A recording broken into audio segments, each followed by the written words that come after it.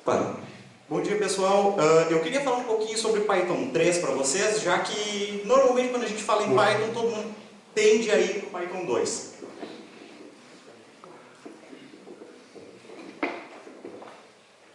Assim que funciona.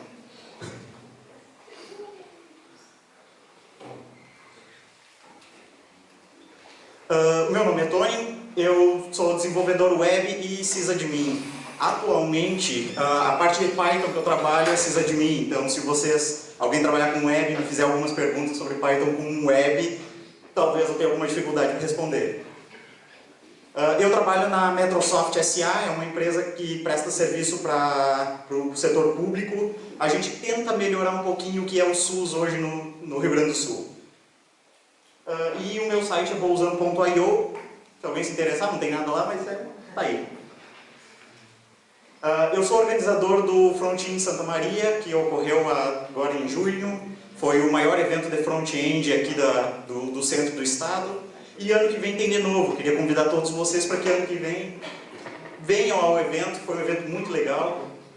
E também sou organizador do Software Freedom Day. O Software Freedom Day vai ser agora, mês que vem, dia 26, um sábado também, aos mesmos modos que é o PySM. É um evento muito parecido, só que para software livre, no geral. Então vai ter palestra de Python, vai ter palestra de outras coisas.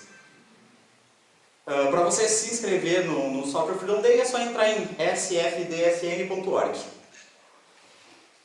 Mas eu vim aqui para falar de Python. E como o Python 3 está na versão 3.4, eu vou falar até o Python 3.4, de tudo que ele tem e um pouquinho do que vai ter à frente, a próxima versão do Python, Python 3.5, que vai ser lançado agora em breve. Eu coloquei ali uma frase do Brad Cannon, que é um programador da Google, e ele é desenvolvedor do core do Python 3, que é uma palestra que ele deu há algum tempo atrás, que é: confie em mim, Python 3 é melhor que Python 2. E se vocês forem atrás, descobrir o que é o Python 3, vocês vão ver que realmente ele é melhor que o Python 2. Eu vou tentar dar uma breve introdução das diferenças do 2 para o 3 e por que eu acho o 3 melhor. Certa vez me disseram que Python 2 era legal. Há alguns anos atrás, quando eu estava começando a desenvolver em Python, estava conhecendo a linguagem Python, me disseram que Python 2 é legal. E eu fui atrás e descobri que realmente Python 2 é muito legal. E aí eu tendi a conhecer o Python 3, porque a última versão da linguagem é a 3, por que eu não vou dar uma estudadinha nela? E eu descobri que Python 3 é muito mais legal. E se vocês forem atrás, vocês também vão tirar essa conclusão. Python 3 não é tão nova. Python 3 foi lançado em 2008. E é meio controverso a minha segunda colocação ali, que Python 3 é mais consistente que Python 2. Mas eu acredito que a maioria do pessoal que desenvolve em Python 3 vai concordar com essa afirmação. Python 3, nós temos muito mais módulos novos, nós temos coisas novas, inclusive que são tão boas no Python 3 que foram portadas para o Python 2.7. Claro, dentro da possibilidade, alguns módulos do Python 3 não são portados porque não tem como portar, é inviável portar. Porém, Python 3 também não é toda essa maravilha, tem alguns problemas, algumas limitações. A gente tem a principal limitação do Python 3 é a falta de extensões de módulos, de bibliotecas, que as pessoas ainda não migraram para o Python 3, muitas delas por causa que eles não conseguem ter a retrocompatibilidade, eles teriam que quebrar o processo de desenvolvimento, ou trocar uma biblioteca que é base para o resto. Então, às vezes, demora muito a migração. E de todo o tempo, de todos os anos que eu já trabalho com Python 3, eu só consigo citar duas que realmente são bibliotecas muito boas e que não tem uma versão em Python 3 que fazem falta para muita gente, que é a Fabric e a SpraPy. A SpraPy vai ter umas palestras aqui depois, quem não conhece vai acabar conhecendo, vai ver que é um módulo bem legal de trabalhar.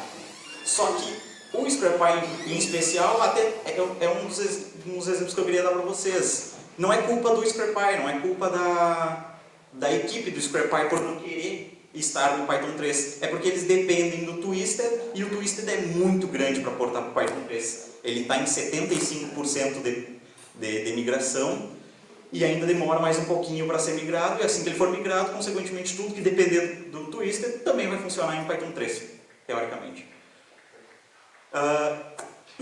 No último um mês, o Twisted cresceu 10% desses 75% desenvolvendo do roadmap de Python 3. Então não está tão lento assim. Ele é lento, mas é por ele ser muito grande, não porque a equipe seja lenta. Mas o cenário é animador. Eu tenho 3 pontos aqui para citar, falando sobre os módulos que já foram portados para Python 3. Então a gente tem o PyP Ranking com 58 dos 100 mais baixados já estão portados para Python 3.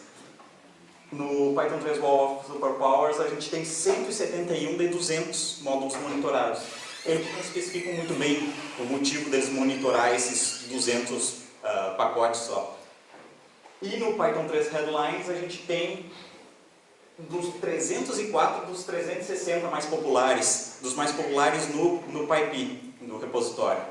Então, você pode ver que dos mais populares, a grande maioria já foi migrada para Python 3. Então, normalmente os módulos que tu usaria no Python 2, você consegue trabalhar ele no Python 3. Alguns dos módulos que não estão contados aqui funcionam em Python 3, mas eles não garantem o funcionamento em Python 3.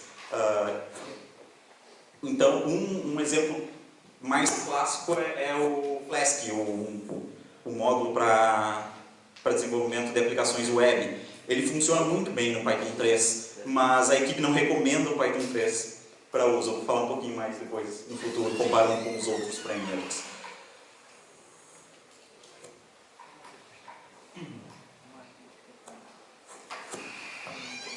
Eu queria falar um pouquinho das novidades do Python 3 e sendo um pouco ousado.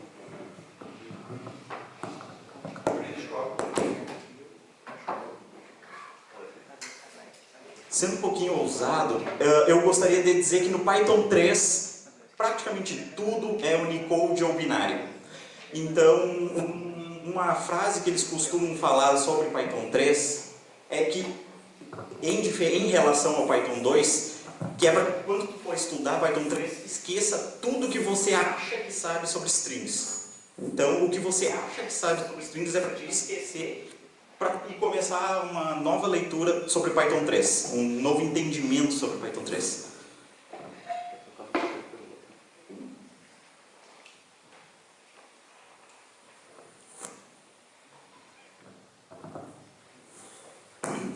Outra coisa interessante.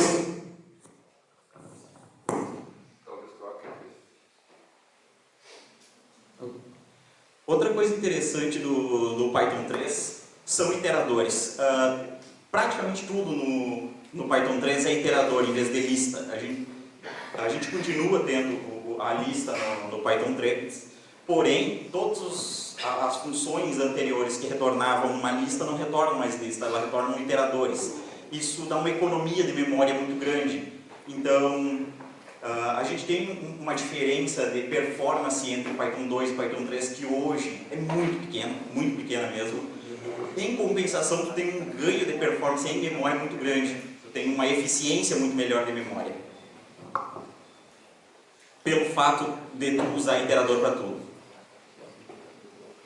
A gente teve, em comparação a Python 2, a gente teve correções de nomenclaturas em que funções foram simplesmente renomeadas porque elas não eram convenientes, elas não eram fáceis de entender o que aquela função queria responder. A gente teve módulos que foram renomeados e, consequentemente, com comportamento modificado. A gente teve outros que foram simplesmente agrupados, então módulos que antes eram soltos no Python 2, agora são agrupados por uma funcionalidade em comum. Mas eu vou falar cada um desses tópicos agora. E o que era depreciado em Python 2.7 foi removido no Python 3. Então, a gente teve muitas coisas que não serviam mais para nada no Python 2, continuavam existindo por questões de compatibilidade da versão 2 e foram simplesmente removidos porque não faz sentido existir na versão 3. Mas vamos começar do básico. As diferenças maiores, as coisas que a gente nota de cara logo que a gente chega trabalhando com Python 3, são algumas modificações grandes para quem programa, mas em compensação são mais consistentes com a linguagem, mais consistentes também com o Zen of Python. Uma delas é a divisão de números inteiros, ela ficou mais dinâmica. Python é uma linguagem dinâmica. Quando tu divide dois números, tu espera que uma linguagem dinâmica te retorne um número. Não interessa se ele é inteiro, se ele é float ou o que for. Se ele for fracionário. O que te interessa é que tu está dividindo dois números, te retorne um número que tu espera que ele retorne. O que acontecia no Python 2, tu divide dois números.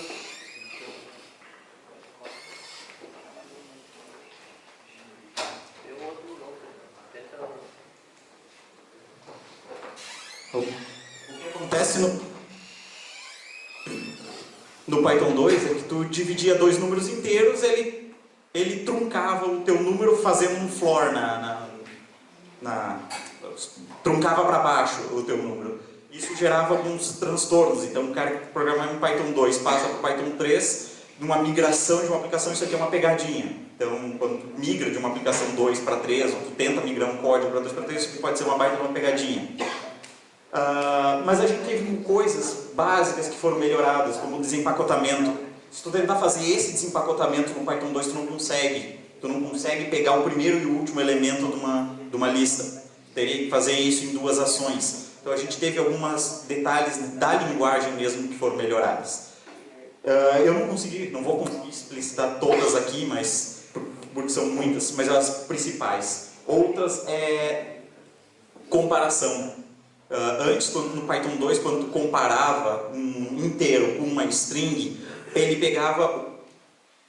fazia essa comparação sem problema nenhum e te retornava alguma coisa, te retornava uma comparação disso. Só que isso isso vai contra a segunda linha do Zen of Python, que é explícito é melhor que implícito. Então a gente não sabe o que é comparar 2 com A.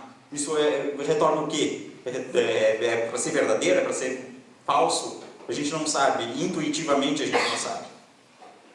Então, no Python 3 a gente tem um type error, que está comparando tipos diferentes de objetos. Outra coisa que mudou significativamente é o print. A primeira coisa que tu vai ler sobre Python 3 é que o print mudou. O print deixou de ser uma statement, passou a ser uma function, e por ela ser uma function, tu tem uma passagem de parâmetro para a função print, em que tu consegue manipular a função print. Então, isso facilita muito em muitas coisas. Eu estou tentando dar 4 exemplos aqui de situações que não são eloquentes.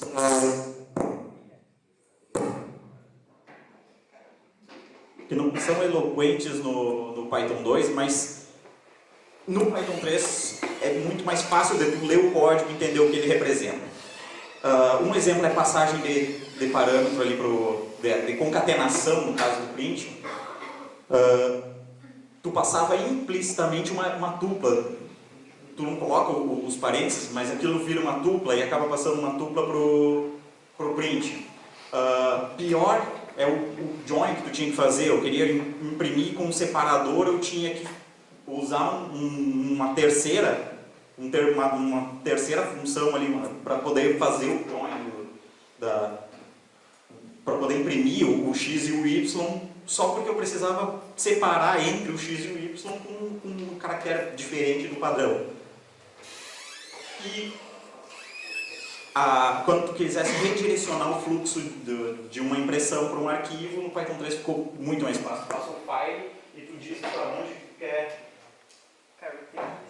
tu quer mandar o output daquele teu print. Então tu pode passar o std error, tu pode passar o std out sem problema nenhum, e tu pode passar um arquivo físico mesmo. Ele vai gerar esse arquivo para ti.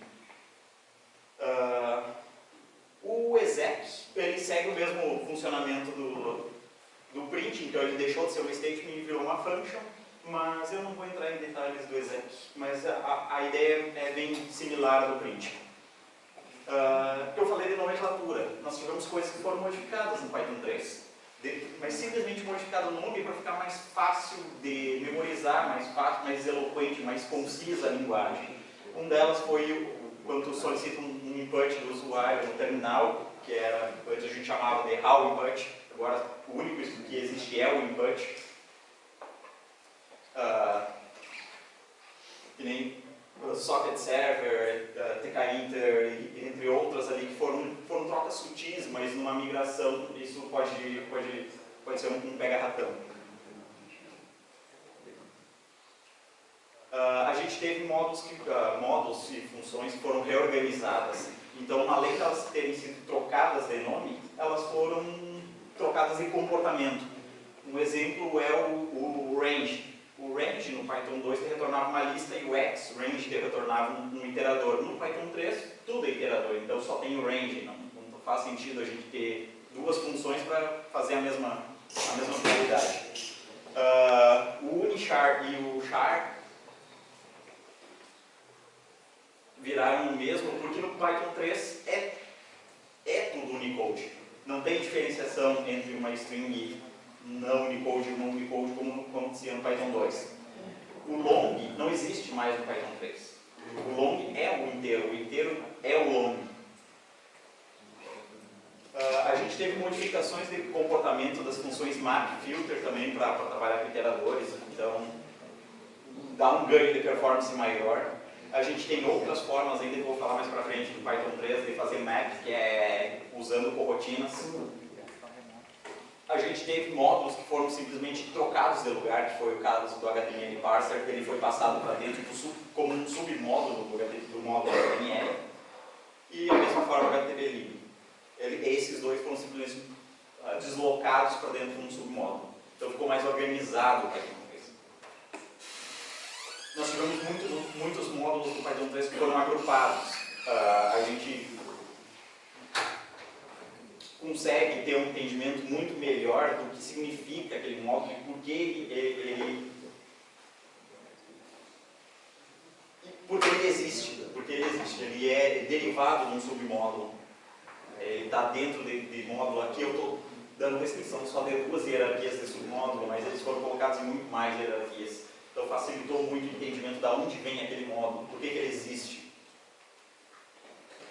Outra coisa que mudou no Python 3 foi a consistência dos objetos em Python.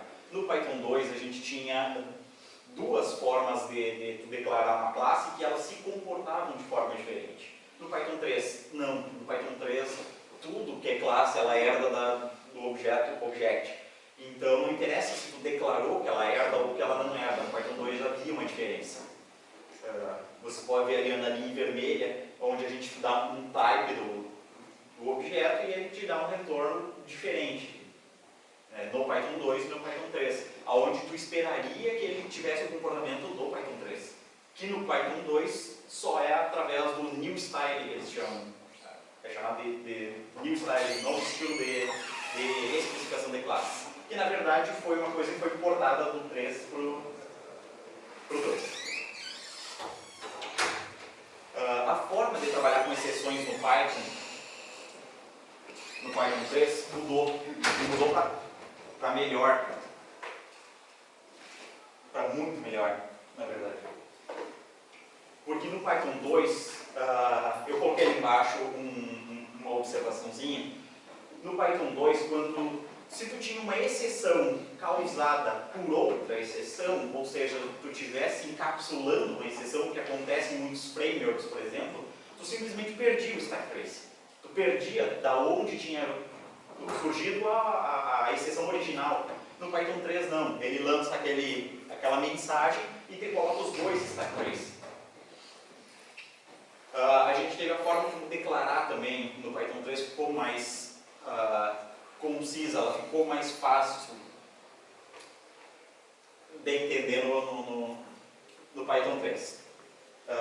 Coisas que no Python 2 eram depreciadas, que é o caso da segunda linha, quando tu tentava lançar uma exceção sem simplesmente especificar nada sobre ela, simplesmente dizer que ela não passava ela como uma string, isso foi depreciado, foi removido do Python 3. E no Python 2.7, se eu não me engano, nas últimas versões do Python 2.7 também foi removido.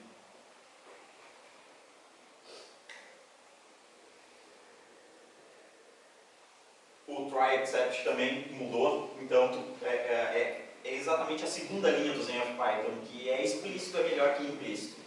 Quando tu passa o except com IO error, vírgula, ERR, tu está simplesmente passando uma dupla para o except, para um statement. Aquilo não te diz qual é a relação do IO error com a variável error. Não é explícito isso. No Python 3 então tu tem IO error as error, ou seja, tu está dizendo que o IO error vai ser aquela variável.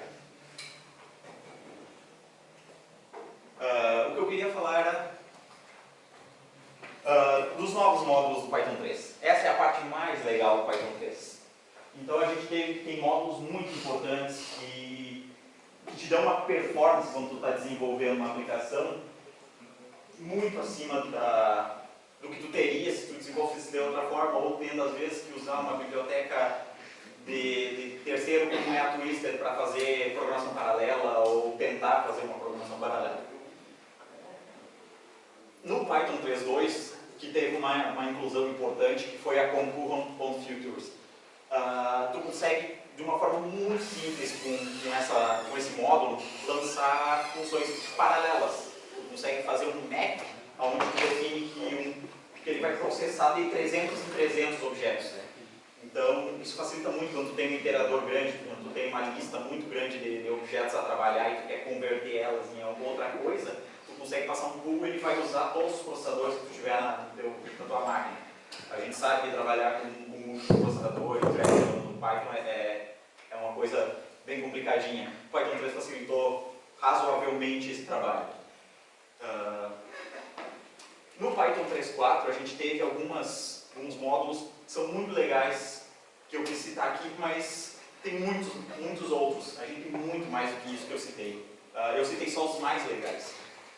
No Python 3.3 a gente teve a adição da venv, que é para criar virtual env nativo do próprio Python. A gente não precisa de um terceiro módulo, que era o que acontece no Python 2. A gente precisa de um módulo de terceiro para criar as virtual envs. Então, no Python 3 isso já é nativo, a virtual env já é embutida dentro da linguagem Python 3, então a gente tem uma consistência muito maior. No Python 3.4 a gente teve a adição do módulo Statistics para fazer cálculos matemáticos como média aritmética, mediana, moda e entre outras. Então facilita o cálculo de expressões matemáticas. A Sync.io, que eu acho que é a biblioteca que mais chama a atenção do Python 3.4 em diante, que é uma tendência para